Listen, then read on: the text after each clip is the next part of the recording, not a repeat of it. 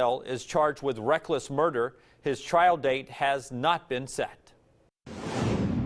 Domestic violence defined is the willful intimidation, physical assault, battery, sexual assault, and/or other abusive behavior as part of a systematic pattern of power and control perpetrated by one intimate partner against another. It includes physical violence, sexual violence, psychological violence, and emotional abuse. Did you get that?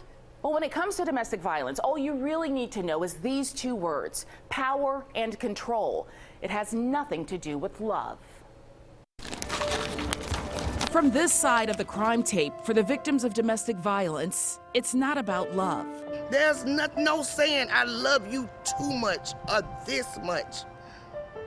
Because if you do, you love me enough that can't be with me, you let me go. Ronnie Battle's 25-year-old daughter, Kayla Lewis, died in this house. I was gone 20 minutes from my house.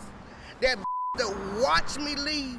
And when I left, he came in and murdered my child in cold blood, shot her down like a dog in the street, with no remorse. Like many victims of domestic violence, someone else is left to tell Kayla's story. Maybe from what happened with my daughter, this will save somebody else's child. They would know the warning signs: being abused verbally, physically, emotionally. These children will never be the same again. These vigils are often held each year in October, Domestic Violence Awareness Month.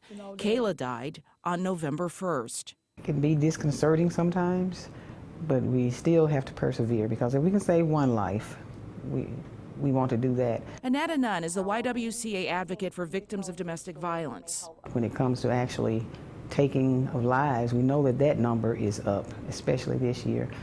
So we want to always, at every turn, advise people of the warning signs and those who care about them, if they know something is going on, to get involved. That's what Birmingham Police Chief A.C. Roper told me as well. But we're counting on families and friends. In this instance, this young lady she had good family support, but she still lost her life anyway. I think we need a rallying cry.